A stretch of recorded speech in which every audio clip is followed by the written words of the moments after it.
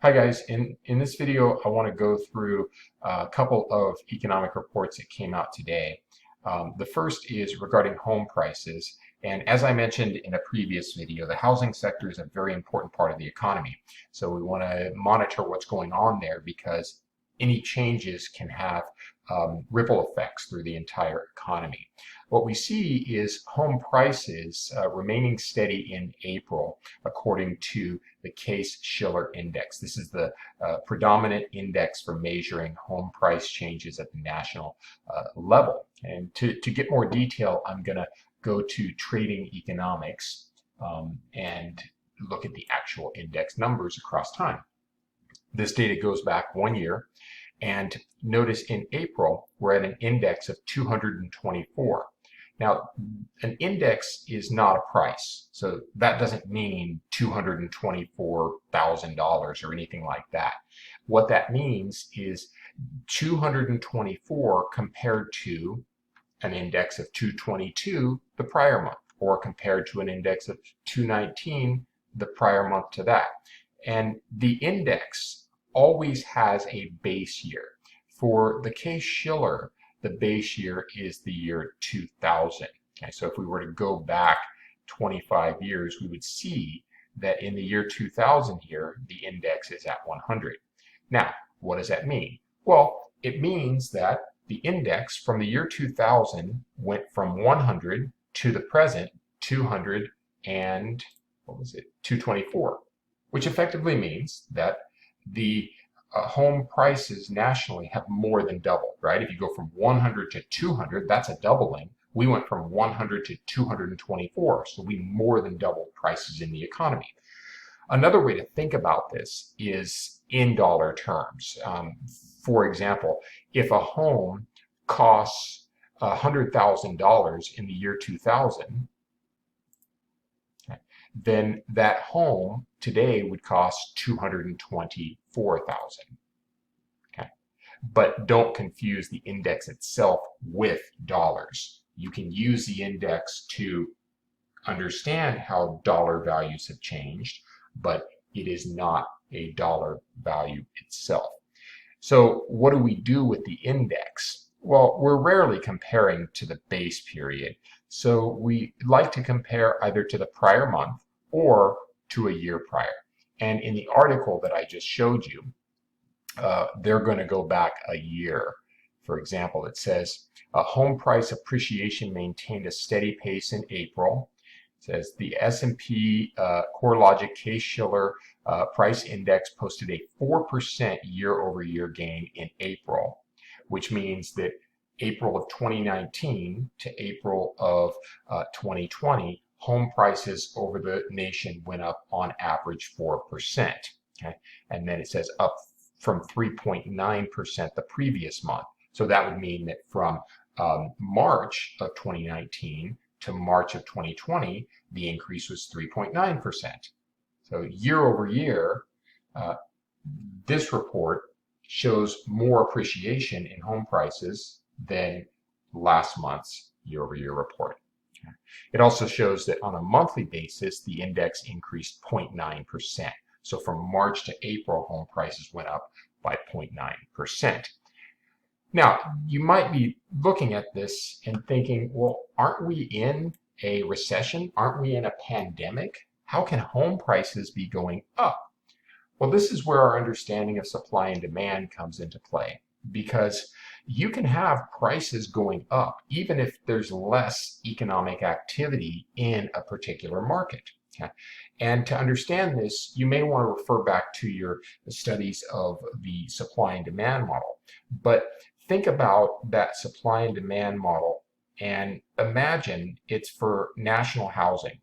Well, we know that the demand is decreasing because of the recession and the pandemic. So that demand curve is shifting to the left.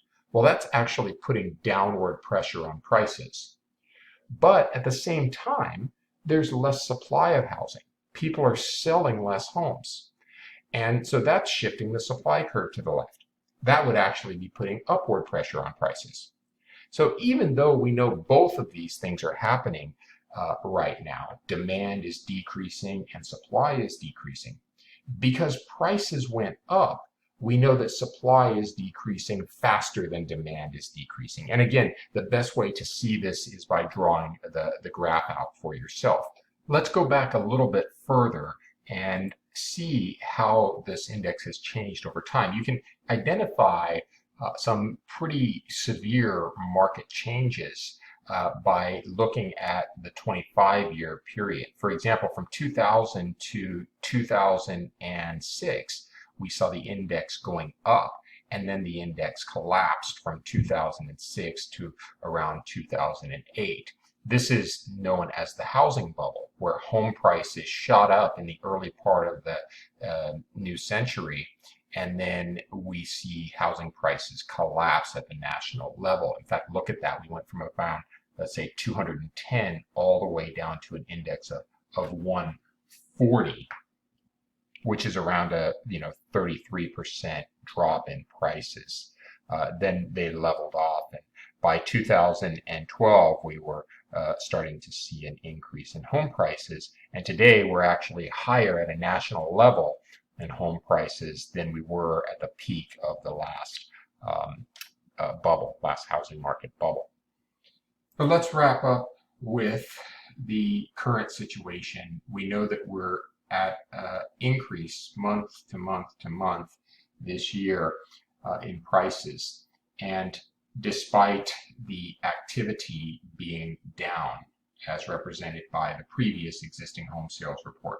So what to make of this? Well, there is a decrease in demand for housing, but it's being mitigated by low interest rates. Remember how I said interest rates are a very important part of people buying a home, because the majority of people finance their homes, which means the interest rate effectively determines their monthly payment and the amount they can spend.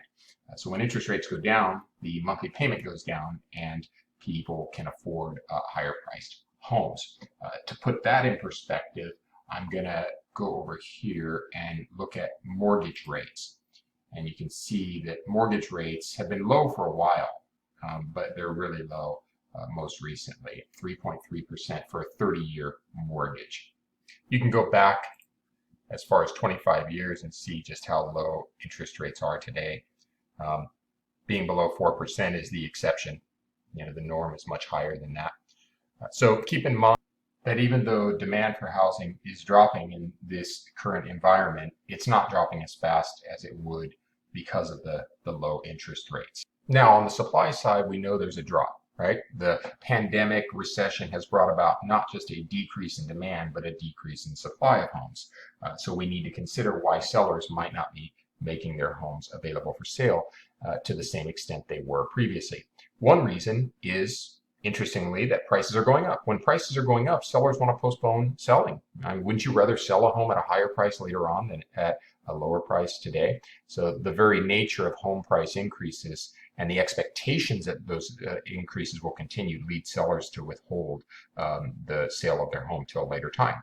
Another factor is the recession and the pandemic causing uncertainty and leading people to kind of hunker down and not really consider large economic financial moves immediately. Selling a home is a big endeavor. It's a very costly endeavor, and it brings about a lot of uncertainty itself. Where are you going to move to, right? Are you going to have to pay rent? Are you going to qualify for a new mortgage in order to buy the next home? All sorts of things. Just the idea of uprooting your family during a recession is much more dangerous to the average person than during good times. So the situation itself right now doesn't present a real fertile environment to sell homes. So a lot of sellers are postponing the sale. Now this can change very quickly, but as of now, that probably best explains the reports that we've seen, right? Decrease in sales overall of existing homes and higher prices coming with that. All right, the last thing I want to mention briefly is another report that came out, and this one is the Consumer Confidence Report. The Consumer Confidence Report comes out every month, gives us insight into how consumers feel about their current situation and their future situation. And they take this survey and they create an index, and we track that index over time. The consumer confidence report that came out today jumped to a 3-month high, okay, but is still well below pre-crisis levels. So the index rose to 98.1 in June from 85.9 in May. Now let's scroll down here. It says the index of consumer confidence rose to 98.1 this month from a revised 85.9 in May. And they expected a reading of 90.8 in June. So we got a much better reading than what we expected. That's always a good thing. We form expectations, and beating them helps.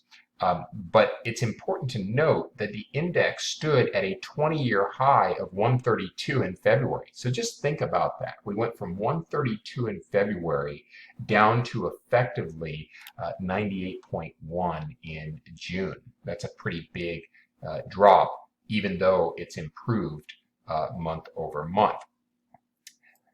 The consumer confidence index is important because recall previously that consumers make up 70% of all purchases in the economy. So if consumers are optimistic, that is, if we get a high consumer confidence index, they're more likely to go shopping and keep those businesses in business and keep the economy going. But if consumers become less confident and we see the number go down, then there's going to be less purchases, and those businesses catering to consumers are going to, some of them are going to cut back, unemploy people, and some will go out of business. So it's a very important barometer of economic health. All right, that's it for this video. If you have questions, let me know, and we'll continue to analyze metrics as they come out to get a sense of the health of our economy. Thanks.